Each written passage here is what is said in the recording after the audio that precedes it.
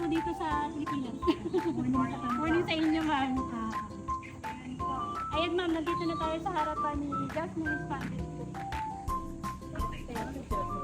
Ito ba yung ano? Ito yung modeling. Pero po tayo dito, Excel slash po. Hanggang muna kasi naman. Hanggang dito po yan. Pero yung kay naman po yung maakin po nila is 110 square meter. Mas malaki-laki po dito ng punta. Ano po? Then, ang window po natin is sliding window po. Yun po, meron tayong sliding window dito sa harapan. Sa likod, lahat na yung naka-sliding window. Tapos dito po, nag-aside po. Yung likod ma'am, sige po. Hanggang dito na lang. Okay, pagkaan po na. Ito po. Hanggang dito po yung likod ng ating service area. Dahil po, yung unit ay kung ano po yung nakikita niyo po dito sa pinasok niya po ba, ito na po yung actual turnover. Kung ito na po yung binigay or deliverable unit po namin. Kasi po, malaki pa po siya. Ganda rito kasi malapit sa Amadeo, malapit sa Tagaytay. Opo, sir. Tapos ang daming access road. Pagka sa ano, nasa gitna ka ng Cavite. Dali ito, tako pa rin ng gentry ito. Yes po, sir. Opo, check na rin po natin ma'am para makita niyo rin po.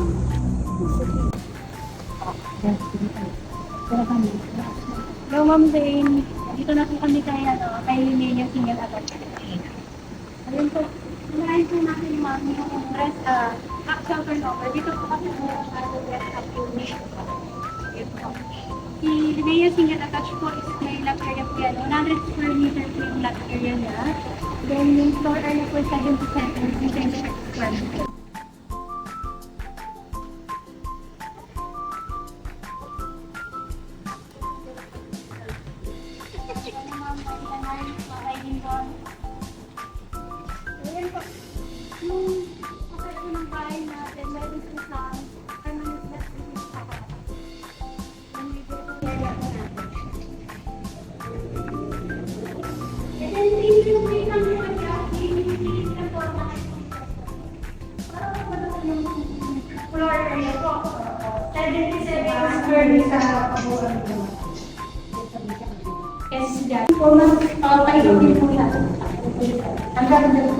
Kasi andito po yung countertop natin. Meron po yung meron po yung yes po ma'am. Andito po. Then, meron po yung countertop natin.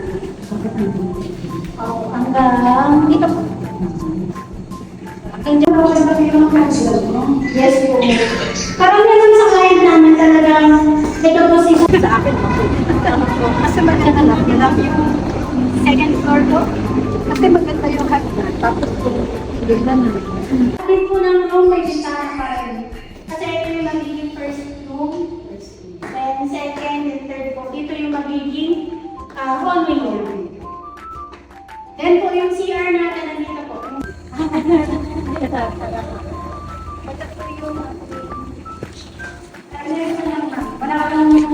wala po siyang nilagay na mga appliances pero inalis po. May ceiling na siya, naka-paint na yung wall, nagkaroon ako ng pipes. Diba kung mas makita natin mas na lumawak yung bahay. Ano kung binasa dito sa yung air fan? Oo, dito ba rin? Wala pong binasa sa akin.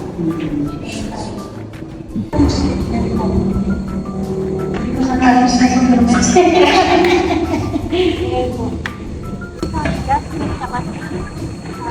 Atenea. Ito na yung face ko. Talagang kanila lang po. Ito po yung sinasok namin ma'am. Face lang po. Ito po. Tapos ma'am yung kabila po. Face ko na. Ayan po. Kasara po. Konting lakad lang. Ayan. Nakapasok na kami dyan ma'am. Kaya lang ngayon. Burning at ang Ginagawa ko yung daan. So, hindi ka rin makapasok. Block 15, block 56. 56. Pang-lima naman. Pang-lima. Ayan po kasi entrance gate. Tansa gawin sa tansa. Yun po, meron din sa tansa.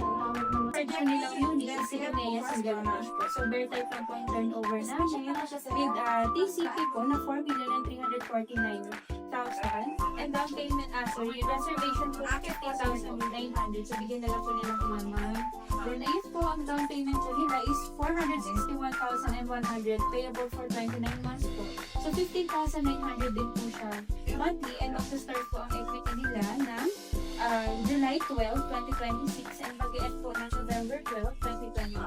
Then, po pag-ibig financing po, with 3,872,000 for 30 years with 6.95% na interest rate po. So, 23,840.57 plus MRI and fire insurance po yung monthly plan.